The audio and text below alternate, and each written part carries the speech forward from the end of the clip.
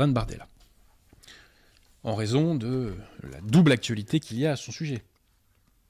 Première actualité, c'est la publication de son, entre guillemets, livre que vous voyez là, Ce que je recherche.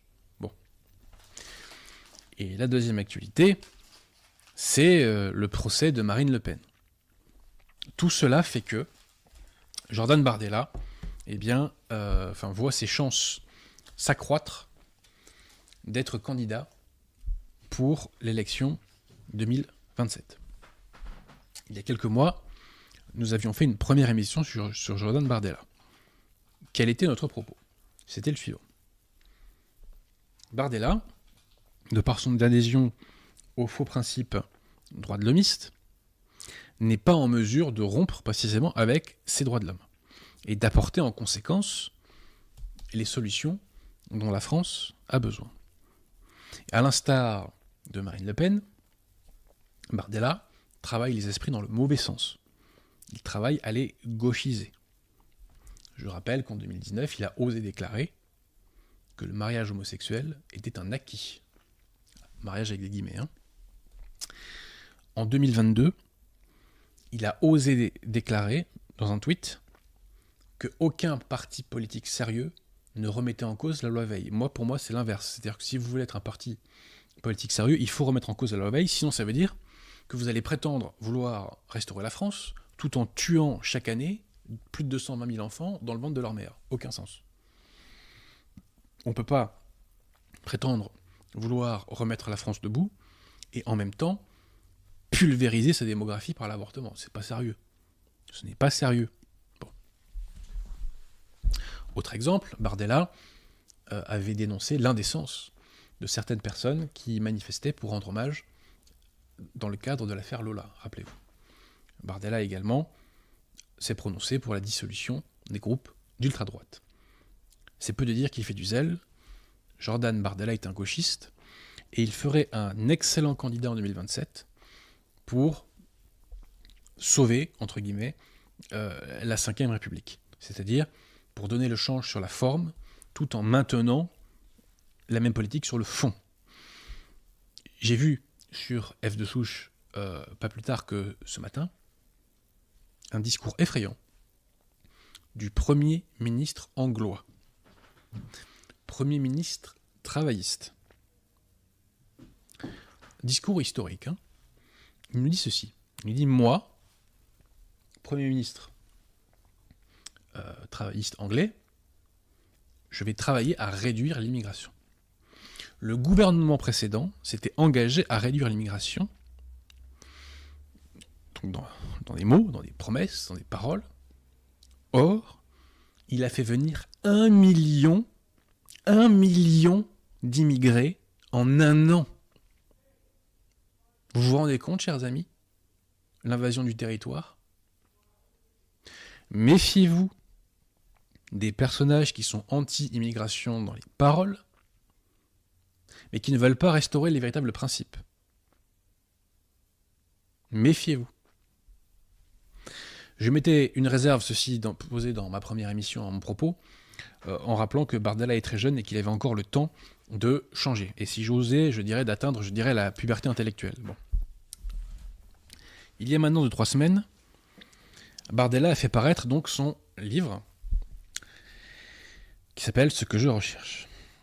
Je me le suis procuré. Pourquoi ? D'abord, je voulais voir si mon diagnostic était exact. Et ensuite, je voulais voir si Jordan Bardella avait un peu de matière, s'il savait aller au-delà de ce qu'on appelle le prêt-à-penser de droite. Vous voyez ? Bon. Ce prêt-à-penser de droite qui, en réalité, a un fond gauchiste.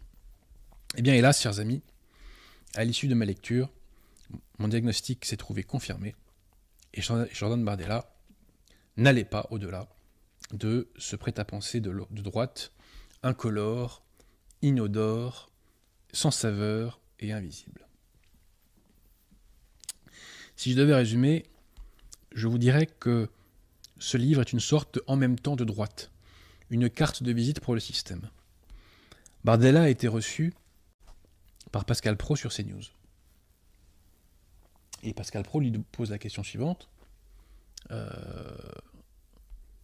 Pour qui avez-vous écrit ce bouquin? Et Bardella répond, pour les Français. Pascal Praud immédiatement réplique, non, pour le système. Et je le crois effectivement. C'est un livre que Bardella a fait pour donner patte blanche, si je puis dire. Bon. Alors, que trouve-t-on dans ce bouquin? Jordan Bardella, d'abord, se présente.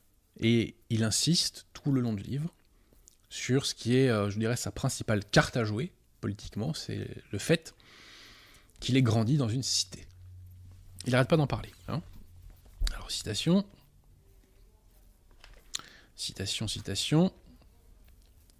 Bon, Pierre Tirmont préparait les mouchoirs, hein, parce que c'est très émouvant.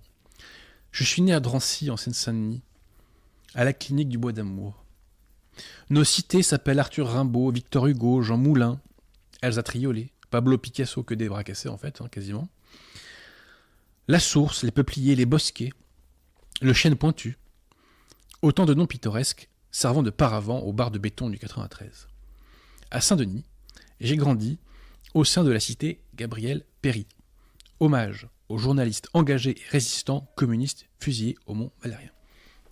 Jordan Bardella, faut revoir vos classiques. Gabriel Péri, communiste, effectivement, n'était pas un résistant. Ce n'est pas Vichy qui a mis Gabriel Péri en tôle, ce qui était d'ailleurs ses véritables places, même si je déplore qu'il ait été fusillé.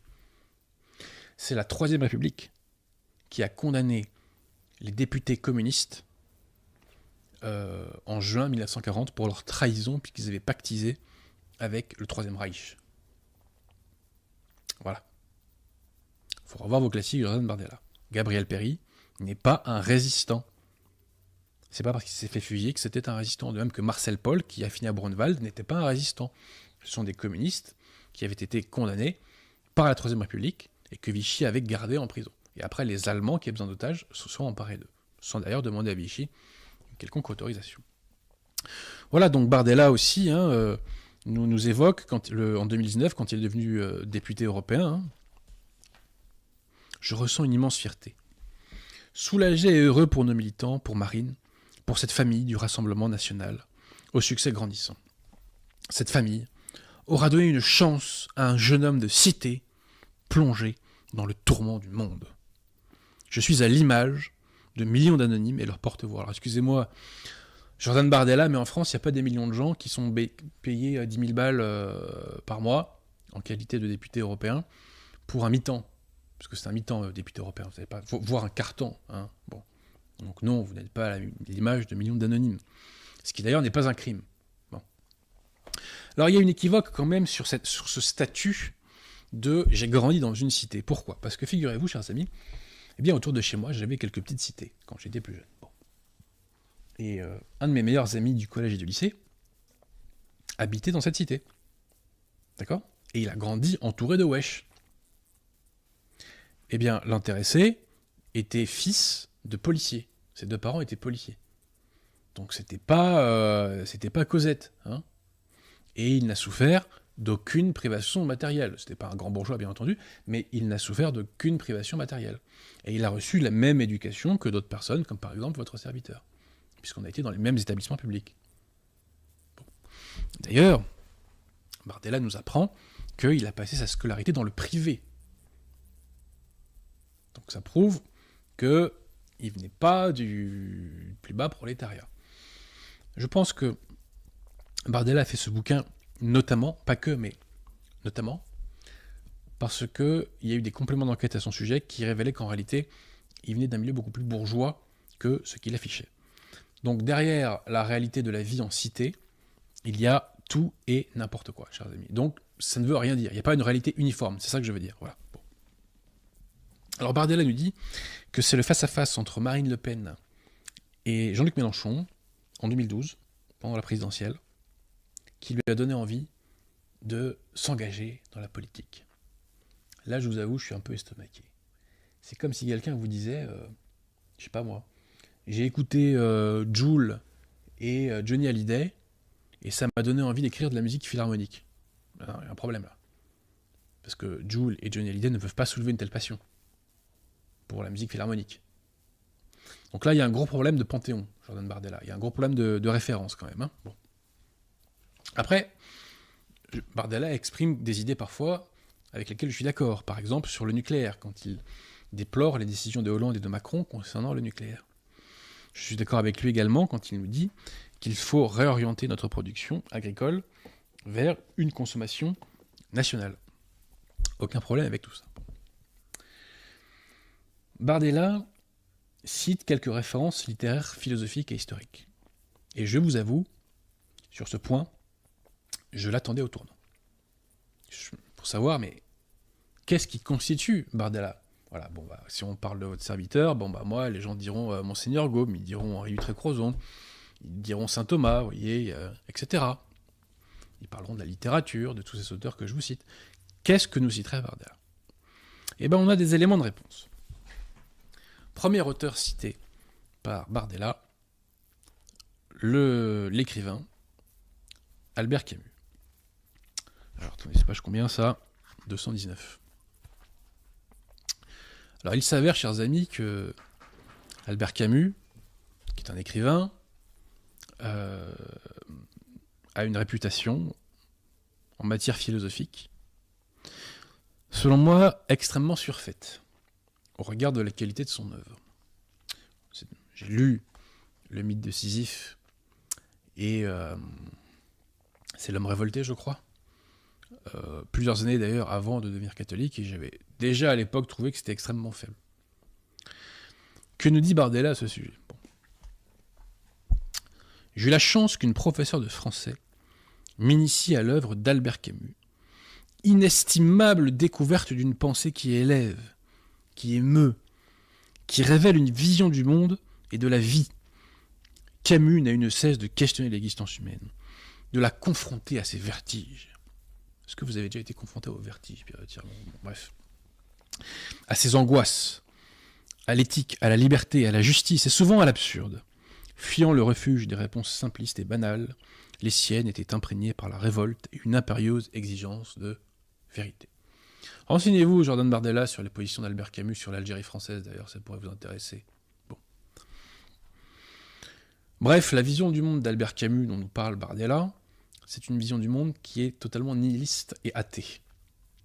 Donc je vous pose la question, monsieur Bardella, en reprenant vos mots, en quoi la pensée d'Albert Camus vous élève-t-elle ? Je serais curieux de l'apprendre. Je pense que vous êtes totalement incapable d'étayer ce propos, et que c'est un propos qui est totalement cosmétique, et qui probablement a dû être soufflé par des personnes qui vous aidaient pour votre documentation. Ceci étant dit, je pense que vous êtes l'auteur de cet ouvrage. Je ne pense pas que vous avez vu un nègre pour l'essentiel, puisqu'on entend un peu votre voix quand vous écrivez.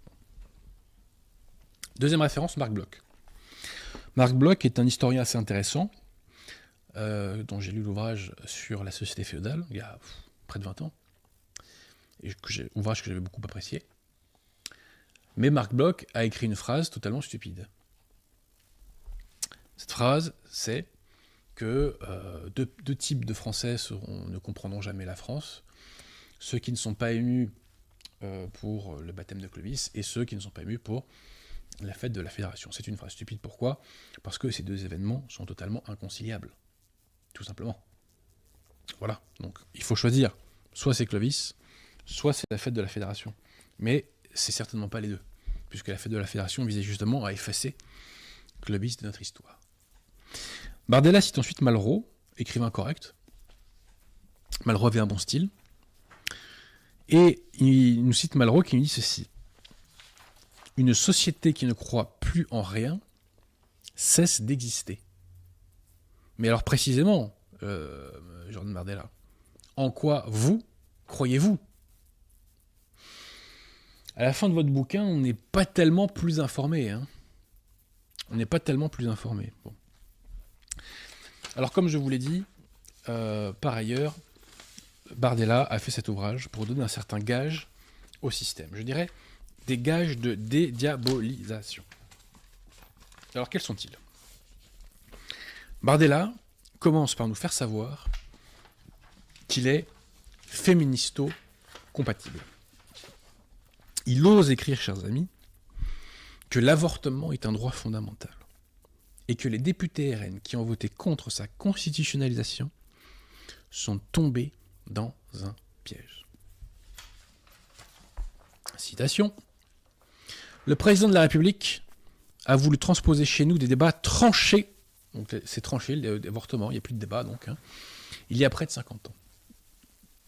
Pas une femme ne doit craindre pour la remise en cause d'un seul de ses droits.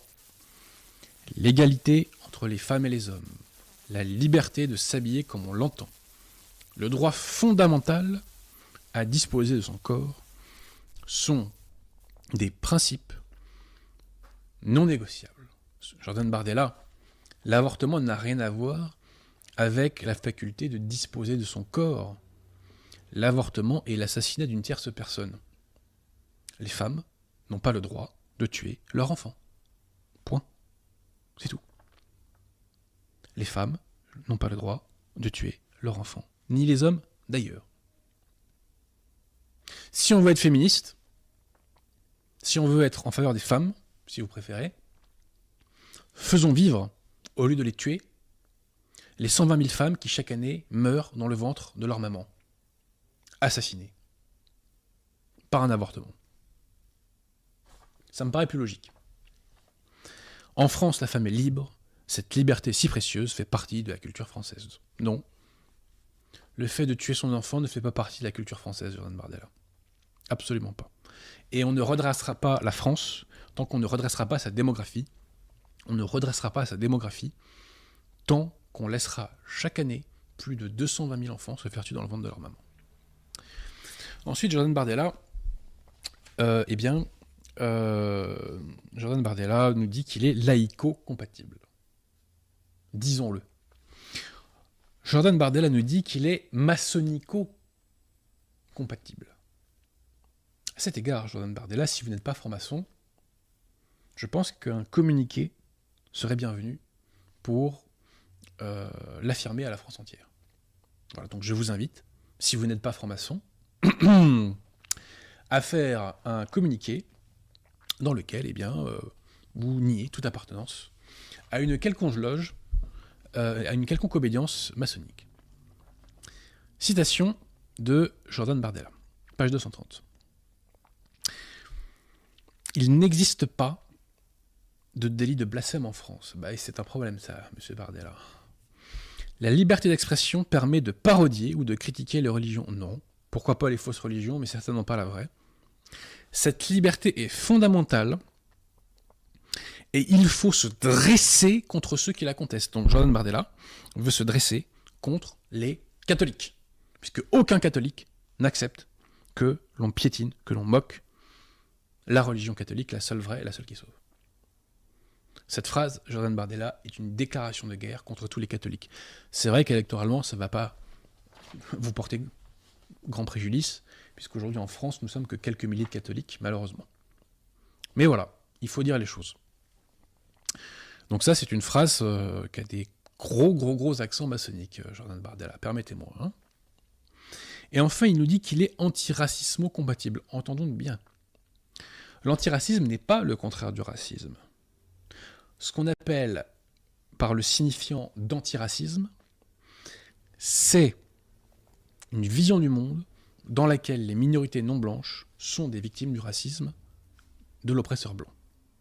Et dans ce monde d'ailleurs, le racisme anti-blanc n'existe pas. Ce qui est absurde. Hein. Je veux dire, les blancs qui ont vécu en Île-de-France de ma génération, enfin, c'est très dur de nous faire gober ça. Bref. Donc, il nous dit qu'il est antiracisto-compatible quand il nous parle de Zemmour. Écoutez bien. J'admets apprécier le journaliste et l'homme de plume, mais moins l'homme politique. Trop caricatural, excessif, pour être compris. En quoi est-il excessif, Zemmour ? Moi, je le trouve beaucoup trop mou, en fait, avec tout le respect que j'ai pour le travail qu'il a fait sur Pétain. Je le trouve pas assez radical, si vous préférez. Bon. En outre, il est souvent blessant à l'égard des Français issus de l'immigration, qui partagent une fibre patriote et qui, forcés, se tiennent éloignés de ces idées. Donc en fait, c'est à cause de Zemmour que des Français issus de l'immigration ne sont pas nationalistes. Franchement, monsieur Bardella, vous n'en avez pas d'autres des comme ça ? Ça, c'est la réalité que vous avez appris dans votre cité ? Bref. Je ne suis pas tellement convaincu, moi, mais bon. Donc voilà, Bardella fait toute une série de gages au système, et Pascal Praud avait raison, il a eu une bonne intuition. Bardella montre patte blanche au système. Par ailleurs, il y a dans ce bouquin beaucoup de en même temps. Beaucoup de en même temps. Sur Notre-Dame, par exemple, Bardella commence par des bons points. Pages 226 et 228. Plus qu'un bâtiment de pierre, plus qu'une cathédrale, c'est l'âme de la France qui prend feu. C'est l'une des rares fois où j'ai eu la sensation que le temps s'était arrêté. Et page 228. La France, c'est Notre-Dame, et Notre-Dame, c'est la France. Cette phrase-là, je soupçonne Jordan Bardella que ce soit une des personnes qui vous aide pour votre documentation, qui vous les soufflez, parce que ça me rappelle une phrase du cardinal Gerlier, je crois, pendant l'occupation, qui disait « Pétain, c'est la France, et la France, c'est Pétain ». Donc là, quand même, bon point. Il nous dit que Notre-Dame, c'est l'âme de la France, donc il y a quand même une allusion qui est faite à l'âme catholique de la France. Sauf qu'entre les deux, il y a la page 227. J'ai beau ne pas croire, ne pas être baptisé, j'ai toujours exprimé une déférence singulière à l'égard de la foi et des croyants. La chrétienté a façonné l'histoire, le patrimoine, l'art et la pensée française. Je n'ai jamais compris ceux qui cherchaient délibérément à nier ses racines. Donc là, bon point quand même. À nier ses racines ou à les effacer sous prétexte de valeur laïque de l'État. Et là, on voit que Jordan Bardella ne comprend rien. Parce que c'est précisément le sens de la laïcité. C'est de séculariser l'espace public et de purger l'espace public du fait catholique. Donc il y a à tout le moins une grande naïveté. Et écoutez bien la suite. Dans son fonctionnement, la République a des principes qu'il nous faut défendre. Donc il veut défendre la laïcité qui déchristianise, et il nous dit « Ah je m'étonne qu'il y en ait qui veulent les christianiser ». C'est du en même temps. La nation possède son territoire et son identité qu'il nous faut protéger et transmettre. Donc d'un côté, il nous dit « Protégeons et transmettons l'âme de la France catholique », et de l'autre, il nous dit « Défendons la laïcité qui éradique l'âme de la France catholique ». C'est du en même temps de droite. Bon. La croyance est à mes yeux une quête de sens, une réponse aux grandes questions de l'existence. Alors pour un catholique, la foi c'est surtout le levier pour aller au ciel, Jordan Bardella. Et à cet égard, on ne peut que vous recommander de vous convertir au catholicisme. Autre, en même temps, bizarre. À la page 314, il nous parle de la vocation millénaire de la France, qui n'a jamais cessé de vivre. Sans elle, le monde n'aurait pas la même saveur. Mais quelle est cette vocation de la France, Jordan Bardella ? On peut penser que c'est la vocation catholique de la France, puisque qu'est-ce qui a fait la force de la France dans le passé ? C'est qu'elle était une puissance spirituelle. C'est ça qui a fait la force de la France. La vocation millénaire de la France ne peut être que cela. Mais comment Bardella finit-il son bouquin à la page 316 ? Il nous dit ceci. Attendez que j'y arrive.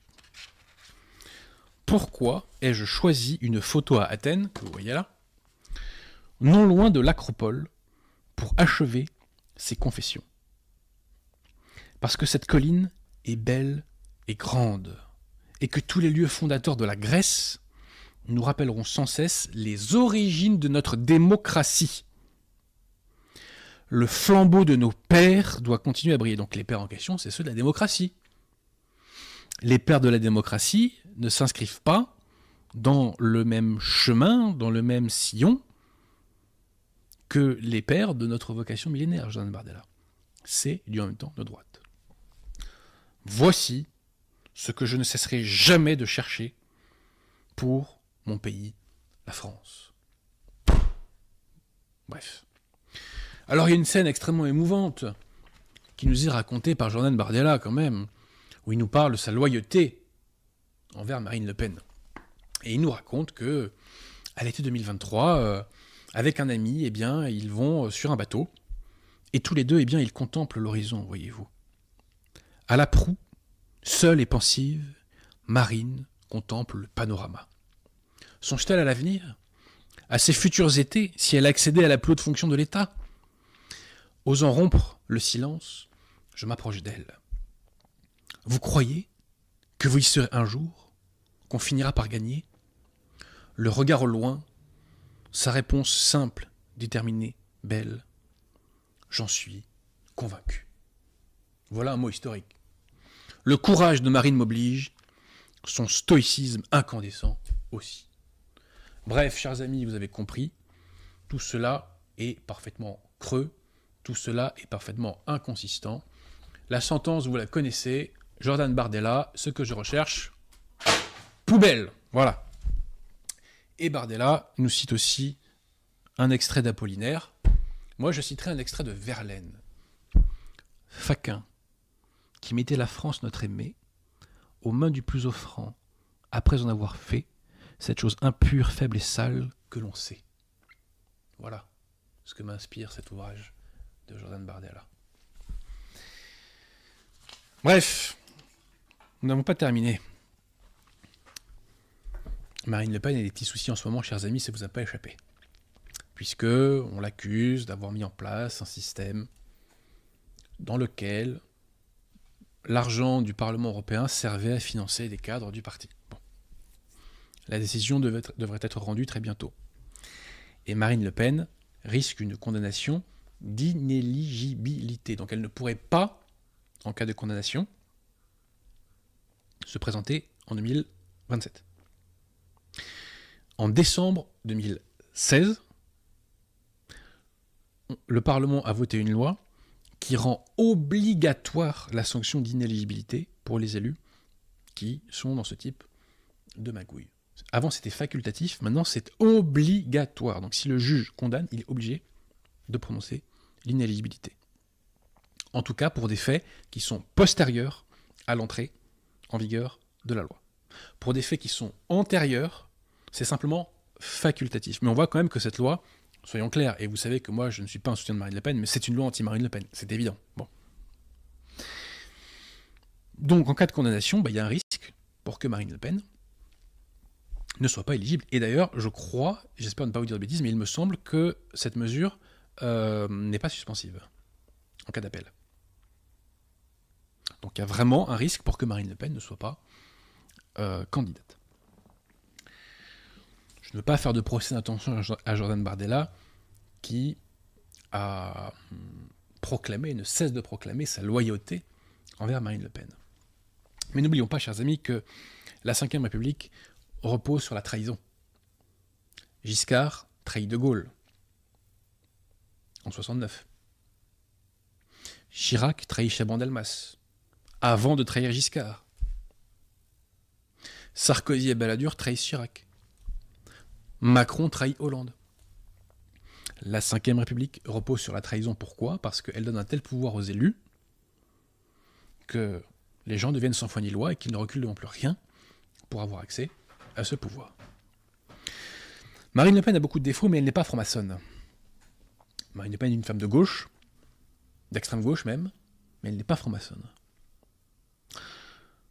Le système serait symboliquement ravi, je crois, de placer comme candidat du Rassemblement national un candidat, je ne sais pas lequel, mais de placer un candidat qui serait franc-maçon. Pourquoi ? Parce que historiquement, le seul parti qui a un petit peu critiqué la maçonnerie, sous la Ve République, c'était le Front National de Jean-Marie Le Pen. Donc le symbole de récupération serait extrêmement puissant si nous pouvions mettre un franc-maçon à la place de Marine Le Pen. Avez-vous entendu parler du Grand Prieuré des Gaules ? Périodiquement. Bon, on en reparlera. Donc Marine Le Pen est dans la tourmente. Il est bien possible qu'elle ne soit pas candidate, et comme je vous le dis, le système serait ravi de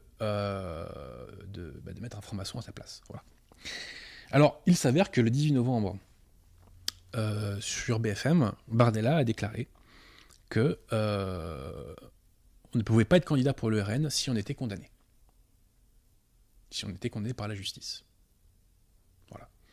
Alors on lui dit, oui, mais est-ce que ça vaut pour Marine Le Pen ? Et là, il y a tout un cinéma, il commence à faire des sophismes. Bon.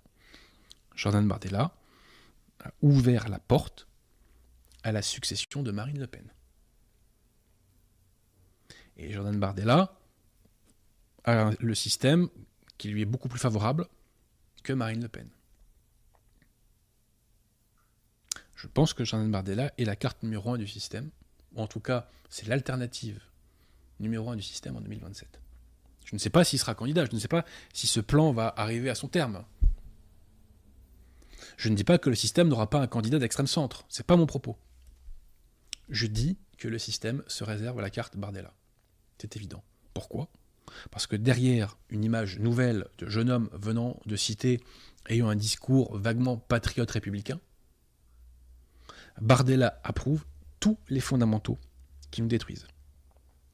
Laïcité, avortement, il est contre la remigration, etc., etc., etc., etc. Voilà. Donc méfiance, chers amis, et rappelez-vous ce discours du Premier ministre travailliste anglois, dans lequel il nous annonce que ceux qui l'ont précédé, qui se disaient conservateurs et qui prétendaient lutter contre l'immigration, ont fait venir en un an 1 million d'immigrés, ce qui, selon moi, est un acte de trahison, bien que je ne sois pas très anglophile, je le reconnais volontiers. Bon. Voilà, j'en ai terminé pour cette partie.